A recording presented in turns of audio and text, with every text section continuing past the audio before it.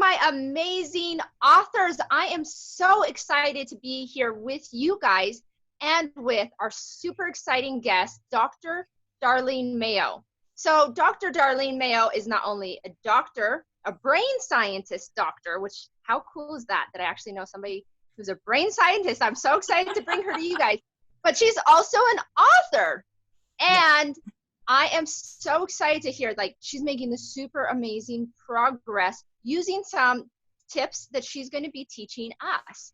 So can you go ahead and tell us a little about the book that you're writing right now and some of the amazing progress you've had with that? Yeah, absolutely. So I'll start with the progress because when I looked at this myself, I was floored. So I have written 20,000 words in the last 6 days. And I have spent, crazy. I know, right? And I've spent less than 10 hours doing that writing. So less than 10 hours, yep. 20,000 words, yes. 6 days. Yes. So that's incredible. And that should inspire and give hope, and kind of also like a little kick in the rear to any author. Like, it can be done. And what we need to do is get into the habit of writing. So I would love to dive into more kind of what your background story is, first of all. So, because that leads into why you're so passionate about helping authors develop healthy writing habits that are helping them to get out their books out there to shine their amazing light. So, like I said, I don't know actually so much of your personal background story either. So I would love to know, what is it like to be a brain scientist? What made you decide to do that? What have you done with being a brain scientist?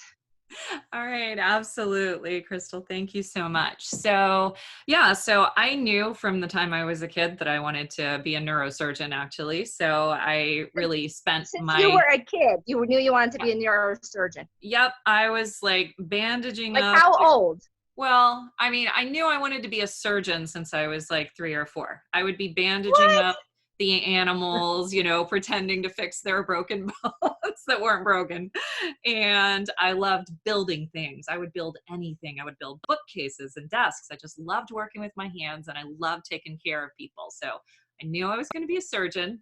And then in college, you know, I was doing all the pre-med stuff and I had the opportunity to work with different doctors and just shadow, right? Just kind of see what they were doing.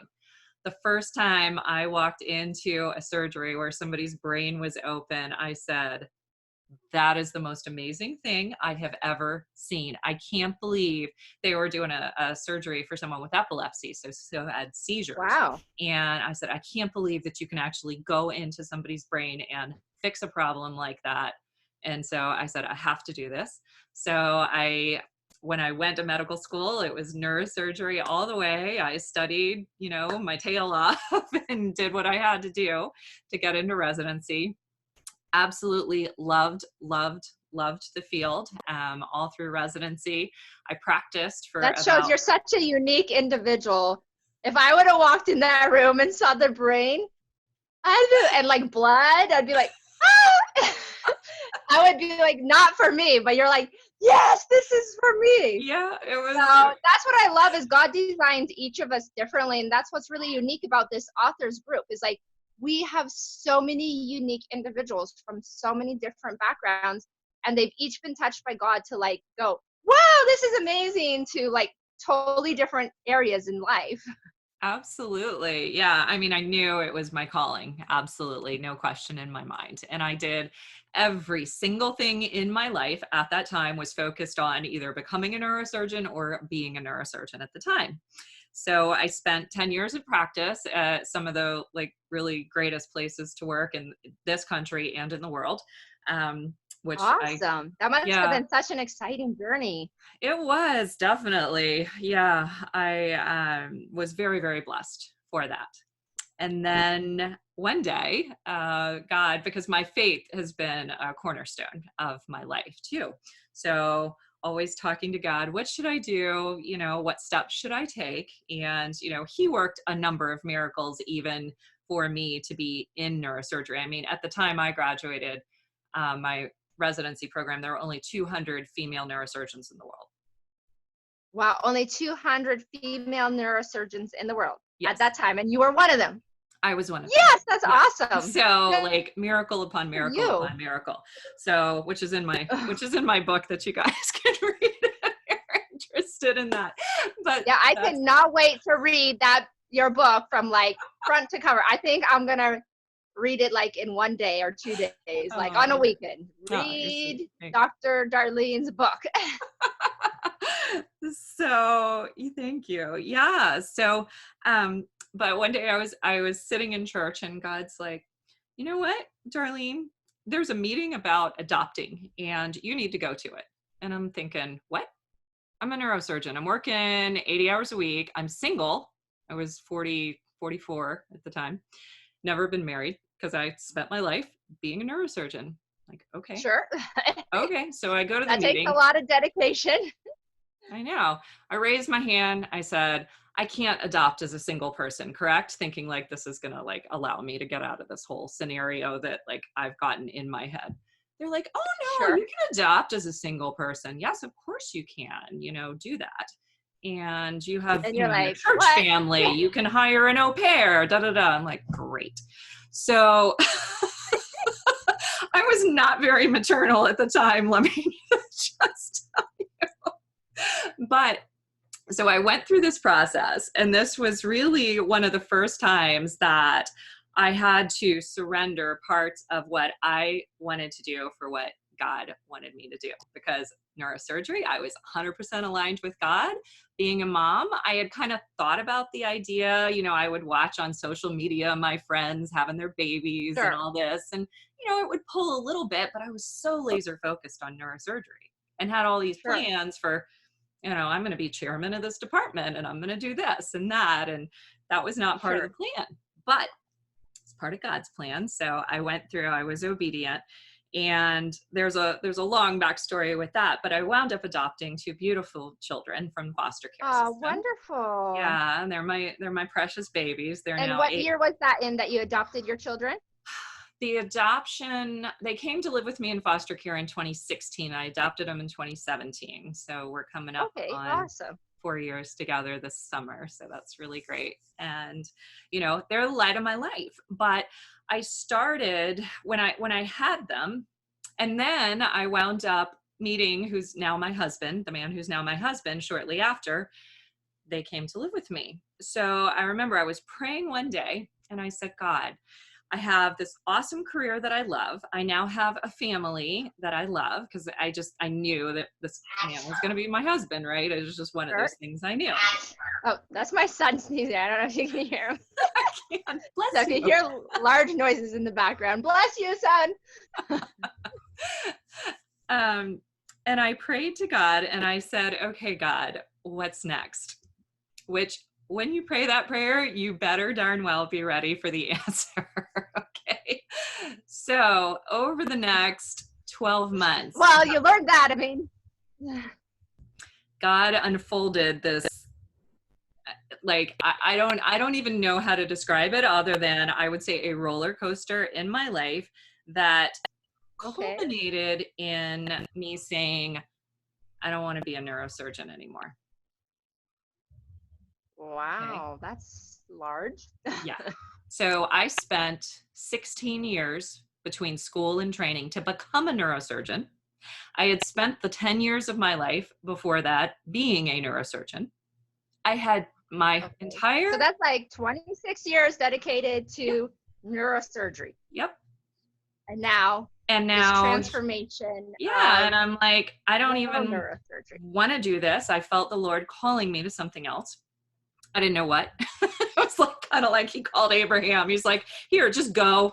I'll tell you where you're going later, right? Just go. One of those things. That's always an interesting position to be in because we want to know like where we're going, when we're going, what we need to exactly have packed. If there's going to be a stop for a drink, like we want to know it all. Correct. And I'm a planner. I mean, I had my whole life planned out, and there was no part of a plan that was Darlene being involved there. This was all God's tapestry and design. And at any rate, I wound up resigning my position at the end of 2017. So one of the first things that I did, I said, well, what am I going to do to make money while I'm waiting on God to tell me what to do? Well, I'm going to write a book. So I found a mentor who was helping doctors to write books using their medical expertise. And I said, okay. So I bought that course. I got my book written in 2 months, which was pretty impressive, and then got all the editing and cover design and everything else done in the next month. So within 3 months from concept to being done, I had a book. Excellent. And I used in that time a lot of the brain science that I had learned being a neuroscientist to help me achieve that. And I'm definitely going to talk about that in just a minute and share some of those tips with your group here, because they're super powerful. But I wound up, just to tell you how I kind of got into the transition for what I'm doing right now, I wound up being, I was a new entrepreneur. I was doing some coaching with doctors in burnout, which I still do, but my business wasn't really growing. So I went to a Tony Robbins event because I know he's great in business and I didn't know where else to go. So I did. And as I was there, I don't know if anyone's ever been to these, but it's like 3 to 5 days of like just radical transformation in people's lives is what you see. And I started to think about, how is he commanding an audience of thousands and causing them to change the way they think and causing them to do these different things? So I started thinking about what's the neuroscience behind Tony Robbins events, right? Like what is that? Only someone like you that would sit in the audience would begin to think, what is the neuroscience behind this? I know, when I should have been thinking about how to get more clients for my business, but I was more interested in all that's happening in everybody's this is fascinating. He's changing people's mindsets. Thousands of people. What is he doing? Yeah, it was crazy. So I came back home and I wrote a post that on social media that eventually turned into a book, and about the brain science behind Tony Robbins, right? And as I started, very interesting. Yeah, it's pretty cool actually. And I need to get all your books, Darlene. You've been holding back on me. Sorry. Well, now we're going to be working on the marketing side next. I know. I'm glad you got the habit side, the neuroscience. We need to work on the marketing, lady. You need to shine. Yes. I definitely need to do that. But at any rate, I started thinking about, well, how can I use this to help other people get breakthrough? So I started developing programs where I was using brain science and scriptural based truths to help people get breakthrough in huge areas of their lives, right? Everything from business to overcoming depression and anxiety to I'm now running a course on how to overcome addiction. I just, put together a program on how to get rid of your anger, which is a huge problem for a lot of people. And this is great. Yeah. So I started being able to target certain topics that will really help empower people, set people free, change their lives, and use the brain science to help them get whatever achieved result that they need to take them to the next better level. Exactly. That's perfectly said. I might take that quote and put it in my book. Go for it. Run with it. I will give you credit for it. Don't worry. So that's actually the topic of the book that I'm writing right now, Keys to Your Breakthrough, is how both my faith and my knowledge of science I've used and God has used throughout my life to see these incredible miracles and get these incredible breakthroughs. So it's part autobiography and it's part breaking down exactly what was going on in my mind and in my spirit, with the goals to, if somebody is going through something similar, that will help them to get breakthrough if they follow, these keys. So sure. So that's what. Well, that's awesome. So because a lot of times you have science world on this side, then you have on this side faith world, and you're taking the science world and the faith world and you're saying no. I muted myself. I unmuted. So that's great though that you're saying they don't need to be separated, that we can integrate science and our faith, and when we integrate the two, that even more powerful things can happen in our lives.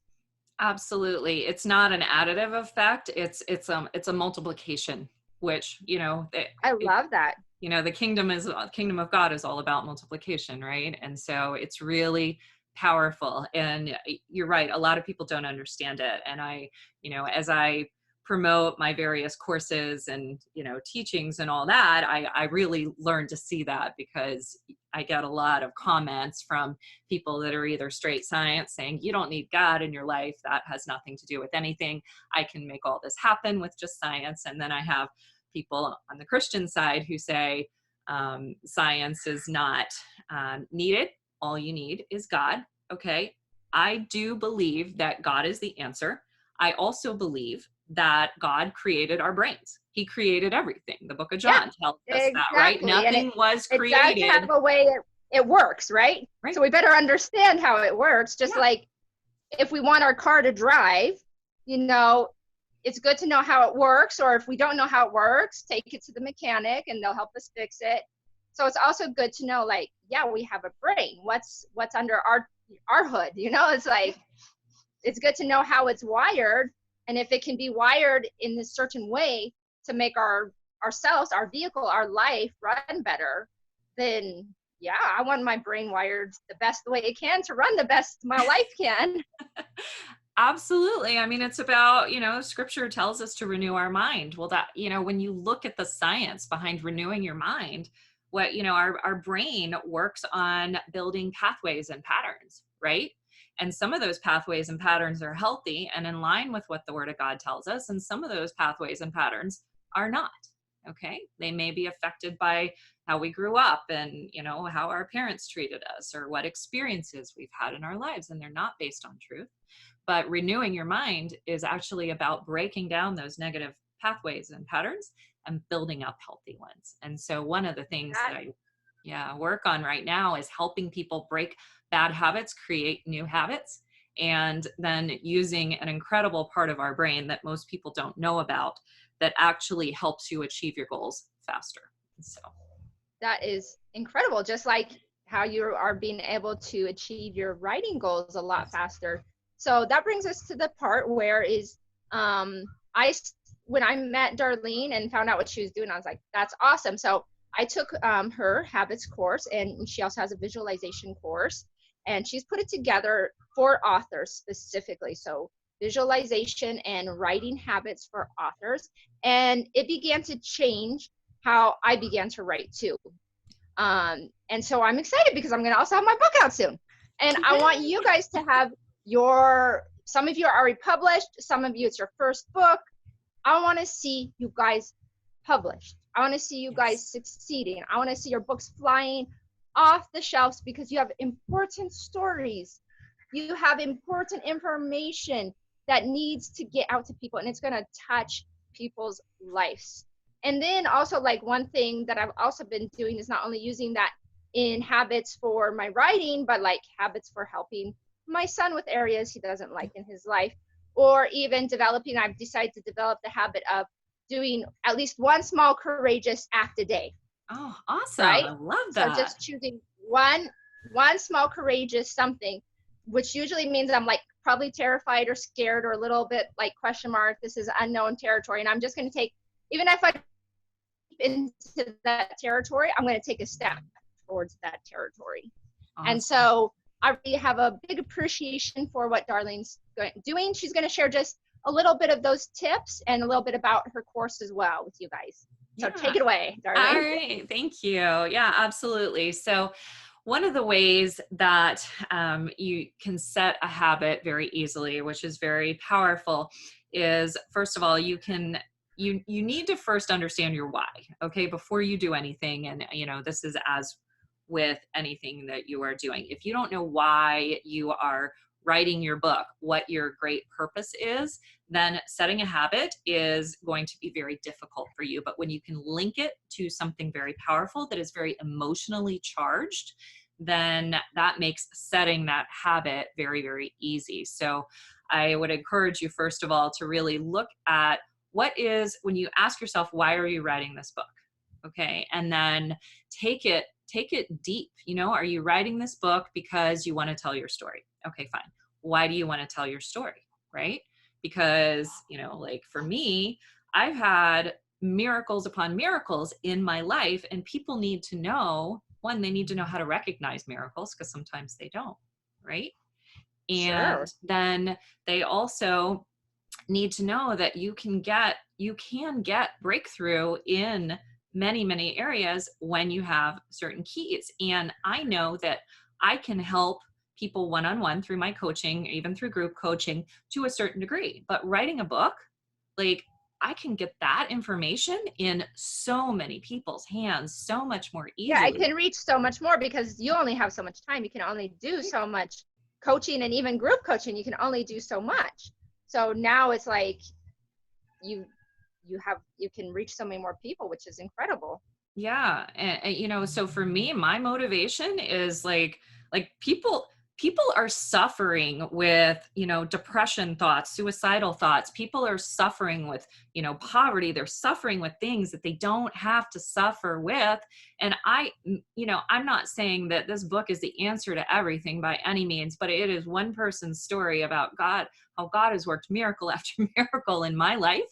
And when I like dissect how he did it, because I like to do that, I looked at those keys that either led to certain breakthroughs in my life or kept me from getting certain breakthroughs in my life at various points. And that can help people. Like, it's selfish of me to keep that, to not let that be done. Right. So for me, that's Yes, what I do. So exactly what you're when saying. my Like if alarm you goes off. know the knowledge of how somebody can get into it, like you're like having the keys to get into door. Yeah. You don't want to just dangle them in front of somebody, say, hi, I have the keys, you Right. can't get in. No, Right. you want to hand them the keys, show them how to turn the keys so that they can get in and possess what is inside for them. And what I Absolutely. love is you're doing that with compassion. Yeah. Like you haven't taken your brain science and made it so you're like hooty tooty. No, you've taken that and you've Yeah. had you add compassion in with that, and compassion along with the science becomes something so beautiful and so powerful. And I believe anytime we add compassion to the mix of whatever our knowledge is, it's like a river, just like a dam. Like the compassion is what has the ability to break through a dam and just continue to flow, and let that, whatever gifting it is, whatever word it is, whatever story it is, whatever book you is, that's what helps it get driven out, is having that compassion. So I want to commend you and thank you and appreciate you for your compassion. Oh, thank you. Yeah, I You're did welcome. not want to put my story in this book, and when I initially started writing it, I did not. And then God is like, no, no, no, no. People need to know that you're not like up here like teaching them from, brain surgeon, an all-knowing one, right? They need to know that you've Sure. walked this out. And so I'm a very private person, so this is huge for me to put all this out there, but it added exactly what you said, a layer of, look, I've walked through all that. I'm not like some doctor telling you about your prescription that you need, right? This is real, and this is what it Sure. is. So when my alarm goes off at 5 a.m., because that's what I decided, it's my writing time from 5 to 6 in the morning is my writing block, because I have my children now that like to be up and they don't understand when the door is closed. Oh, you can't come in Yes, there. exactly. Right? So the dogs are still asleep. My husband's still asleep. It's a good time for me. So I jump up out of bed because I'm so excited. And the thing about the brain that you need to know is starting a habit is that can be the hard part, but actually your brain will help you to sustain the habit once it's created, because it takes less and less energy each time you do the thing to do that thing. So that first day, yeah, it was a little bit challenging to get up and say, okay, you know what, I'm going to write at 5 a.m. But I remembered my why, and that was enough to get me out of bed and writing. And then the next day it was easier because I saw how much I wrote. I mean, that first day last week, Crystal, I think I told you what did I write? Like 2,000 words? I was like, wow. Yeah, above 2,000, I believe, like Yeah. So 2,400. I was so excited about that. And your brain, it helps you. It takes less and less energy to do the same thing over and over again. So eventually it just becomes actually second nature to you. So that is really powerful. But so linking it to your why and then having that time that is consistent every single day is very important. The other thing with habits that's super important is rewarding yourself, right? You know, we think about rewarding the goal of when our book is finished, right? We all have plans to have a big launch party and reward ourselves for finishing that book. But here's the deal. If you don't reward yourself along the way with your habit of writing, getting to that end goal is really going to be a lot more challenging, because otherwise your brain, it works better when you reward your brain. You get a release of several different brain chemicals, one of which is dopamine, which is a happiness chemical and a motivating neurochemical. So it actually strengthens the pathway, strengthens the habit when you reward yourself. So one of the things that I do for when I write and, you know, I reward myself, I go sit out in the sunshine. I'm blessed to be in Florida right now. So it's 80 degrees outside instead of freezing cold. Nice. Everybody else is going to come sit in the sunshine with you too. Absolutely. Come on down. So that's something I do, is I reward myself with that every time I write. And that's one thing I've been doing too, incorporating from your course, is the reward. So I've been rewarding myself with chocolate, and I think my kids have been liking the reward too, because they're benefiting, because I'm like baking all these chocolate things. They're like, yes, Mom, more chocolate. Keep writing, Mom, so we can eat more chocolate. That's great. Exactly. That's great. Yeah. So that's one thing that I do with my habits. And then the other thing is, we talked a little bit about this idea of visualization, and some people don't know what that is. Essentially, that's just creating pictures or movies in your mind of something that you want. Okay. So it's sure. And I think on like the Christian side, like a lot of times people hear the word visualization and then they just like block, don't want to hear it, because they think it's like something unchristian or unspiritual, or like going the wrong direction. So can you just like break that lie really quick for people? Yes, I will break that down scripturally, because that's how I had to look at it too, right? So I knew the science side, which I'll talk about in a minute, but let me start with the scripture. You know, so I'll start with a basic scripture in Habakkuk. Take your vision, write it down on tablets, and send the messengers to go. You have to have a vision first of what you believe, and it is scriptural to take that and then turn it into action. So that's one. Abraham was the king of visualization, right? He called things, Romans 4:20 teaches us, he called things that were not as though they were. Okay. So he had this vision in his mind. He saw the end result. He didn't see the how. He didn't even know really where he was going, right? Or what his end destination was. He just knew he had to go, but he had this vision of what God had shown him of, you are going to have descendants more greater than the grains of sand on the seashore, greater than the stars in the heaven, right? So he focused on that, and that's what helped him to continue, because I'm sure that journey, you know, was long, and that journey was probably hard. And I'm sure there were many days he's like, what am I doing? Lord, when is this like grains of sand business going to happen? Right.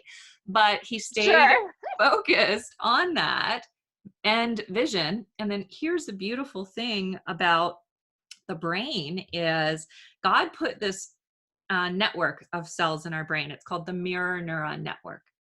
And your brain, when you can activate this part of the brain, your brain cannot tell the difference between what you are visualizing and what is actually happening. Okay. It works the same way. So when you visualize yourself actually doing something or achieving something, your brain thinks it's already happened. So one way that it's used, I used it a lot as a neuroscientist, because we would work with individuals that had had a stroke maybe and then couldn't move an arm or a leg.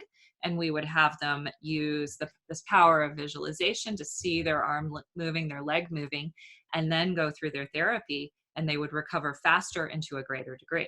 Super, super powerful part of the brain. Wow, that's great. Just by adding the visualization of their arm or their leg being able to work, the brain began to say, yes, it can work. Yeah, it's like, well, we've already done it once, so it started to form that pathway just from the visualization. So then when you actually physically do it, it takes less and less energy, right? That's why they get better faster. So Olympic That's athletes use this all excellent. the time, right? You may have heard them talk about this. They imagine themselves like going down the slope and in vivid detail. There's a specific way to visualize. It's not just closing your eyes and developing a picture in your brain, which is why I Sure. created a course around it. It's a skill you have to learn. But the way that I use it for writing, number one, is to help with my habit formation. So I will, before I close my eyes at night, because I know So I'm the writing, visualization and the habit formation go together. they go They're like together. not Absolutely. They separate. have to go And to, I that's mean, where you found actually visualization is actually helping you the most. yeah, it does. Because I, before I close my eyes at night, I visualize myself getting up in the morning, writing X number of words, writing something powerful that I know is going to impact other people's lives. And I go to sleep and I don't think about it again. And then my brain has already formed that pathway. So it's much easier than when that alarm goes off. I just get up and Your do brain it. is like, oh yeah, time to write powerful words. That's right. That's what we do. And it like, zzz, and it just flows, you know? So that's That's produced great. 20,000 words in the last 6 days in less than 10 hours of That writing. that So, is so excellent. yeah. So if people want to get your course for habits and visualizations that's Yes. specifically for authors, how Yes. can they do that? Well, I'm doing a pre-launch that is going to start today for that course. So that's going to be a deeply discounted price. The course is going to be Okay. available end of next week. So about, what is today? Wednesday. So it'll be available about 8 days from now. But Oh, if you excellent. there, I will put the link, or I will send you the link, and you can post it in the group.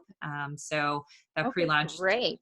deeply discounted, and then you'll get access to the course the day it gets released, which will be end of next week. So I think it'll be, I mean, this is what I've used. I know that I've, shared some of those things with you, and you've been using them to have incredible success with your writing. And so this stuff works. I mean, it absolutely works. It's powerful. And we all, like you said, we all have messages that people are waiting on. People you don't know are waiting on your message. They're waiting on your message. That's really, really powerful. And so, like you said, it's actually selfish of us not to write our books. It is. And a lot of times, what's holding us back from not writing our books is not having those habits developed. Yeah. Then also having like fear, Mm-hmm. um, maybe feeling like we got too much going on, we're too busy, Mm-hmm. feeling like do people doubt, then like fear, like I can't do this, doubt, like nobody's gonna want to read what I want to say, who's gonna want to hear my story, and then like the busyness of life. I would say those are like the three things that hold people back. But then, like you said, if you hold strongly onto your why, that why is going to help you break through your fear. Mm-hmm. And then if you hold on to who is waiting, that's going to help you to break through your doubt. And then you're left with the habits, and the habits help you make time in your busy day. But also, as you take that action to make it a habit, that habit is also breaking fear off of you and breaking doubt off of you at the same time, right? Because isn't there some like power about action in the brain as well? Yes, yes. Anytime you take an action, actually, even if it is a wrong action, it is better to do something rather than to do nothing at all. Because when you're taking an action, you are starting to form new connections in your brain as you are doing that. So it's more easy to redirect connections that are being made than to actually the energy that it takes to get those started is much greater. So think about it like I use the analogy of a ship, right? If your ship is anchored, it's really hard to get it going, right? But if your ship Oh, is true. moving, even if it's like going west and it needs to be going east. So, and Lord knows I've been It's there in easier my just life. to move the direction. Yeah, it's easier to turn the wheel and get going. So even if an author here who's listening doesn't know exactly how their book is going to be written or exactly all the details of all the topics and the whole thing outlined, if Yeah. they just start writing, that's better Yes. than not starting writing. Yeah, actually, yeah. Or if they So, have a and book that they've written that's halfway written on the shelf and they don't know how it's going to maybe get published, They don't know yet how to, if they're going to go a publisher, if they're going to do self-publishing, if they don't know how they're going to maybe get the finances to get their book out there, or how they're going to market their book, or whatever those questions are. It's better for them to start writing, keep writing, Yes. and keep remembering their vision. Yes. And then all those details are going to eventually be worked out on the journey. Yeah, because here's the problem. If you focus on all the things that could be roadblocks, when your brain on fear is not a happy place. It is not a creative place. It is not an inspired place. Actually, the cortex, the thinking, reasoning, creative part of your brain really almost shuts down when you're afraid, when you get stressed, and so when then you you're get gonna overwhelmed. You're not a creative person, but you are a creative person. It's just like Everybody's fear is creative. kind of like shut the door on your creativity. Absolutely. But your creativity is really there, but it's just been like shut down. That's right. So but while action opens up that door. It does. Because it's helping. Yeah. So while you're writing, don't think about what your book cover is going to look like, what the title is going to be, how it's going to get published. Don't think about those things. Focus on writing. And even if you have a day where you don't feel like you're writing something that needs to be in your book, just journal, right? The actual process of writing, journaling for even a few minutes will get the creativity centers in your brain activated. It'll activate that part of your brain I was talking about called the mirror neuron network, and that will get you redirected back to where you need to be for your book. So that is awesome. Thank you so much for your welcome. time, Darlene. Yeah. I am so excited and to share this with the Authors and Authors Launch and any other authors I know.